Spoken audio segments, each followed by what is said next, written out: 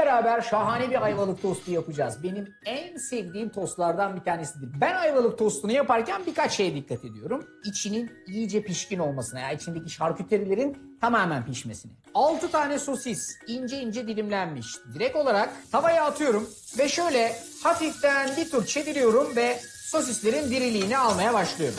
Hemen ardından 7-8 tane dilimlenmiş salamı da ilave ediyorum. Ve en son olarak 5-6 dilim ince dilimlenmiş sucuğu da ekliyorum. Salam, sucuk, sosis. Ben bunların tostun içerisinde çiğ kalmasını pek sevmem. O yüzden bir ön pişirmelerini yaptım. Bir tabağın içerisine çıkartıp hafiften soğumaya bırakıyorum bunları. Şimdi bunlar burada soğurken size birazcık ayvalık tostunun ekmeğinden bahsedeyim. Bu gördüğünüz ekmek birazcık böyle hani balina kasa ekmekler gibi iri iri fakat boğum boğum olur. Orijinali nohut unundan yapılan, bir maya ile yapılan bir ekmekmiş çok eskiden ama yapması zor olduğundan dolayı artık böyle daha görseli güzel, birazcık daha iri bir ekmekten yapıyorlar bunu.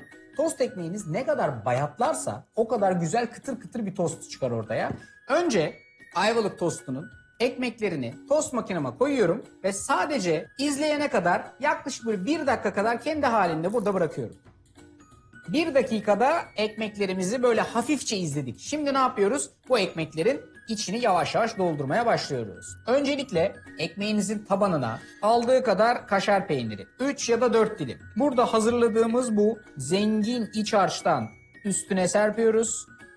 Sonra bunun üstüne 3 dolu kaşık Amerikan salatası dilimlenmiş turşu, 2 ya da 3 dilim kadar domates, yine aynı şekilde bu sefer üst kapağı kapatacak vaziyette 3 ya da 4 dilim kadar kaşar peyniri ekledikten sonra bunun üstüne şöyle bir parçacık da ketçap gezdiriyorsunuz ve 10 numara tostunuz hazır olmuş oluyor. Sıra geldi bunları tost makinesine atmaya. Ekmeklere birazcık da hem iz hem de lezzet katmamız lazım.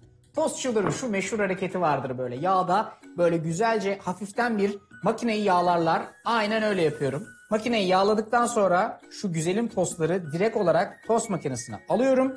Ayarını kısıyorum. Üst kapağını kapatıyorum. Hiç bastırmaya gerek yok. Kendi ağırlığıyla yavaş yavaş ezilecek. Ondan sonra kapağı açıp üstüne bir parçacık daha tereyağı süreceğim. 10 numara 5 yıldız bir ayvalık tostu birkaç dakika içinde sofraya gelecek. Sokak lezzetlerinin en güzellerinden bir tanesi ayvalık tostu.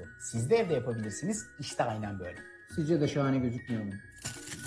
Hastasıyım işte bu çıtırdama bu. Mükemmel kıvamda bir tost. Üstü altı kenarı köşesi şahane. Yani anlatırken bile ağzım sulanıyor. Bu tostu evde yapabilirsiniz.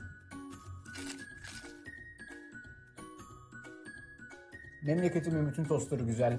Susurluk, Antakya, Ayvalık hepsi güzel. Ben yapabiliyorsam siz de yapabilirsiniz. Tarifin detaylarına adım adım gideceksiniz. Sonra sofraya bu şaheser gelecek. Hepinize afiyet olsun.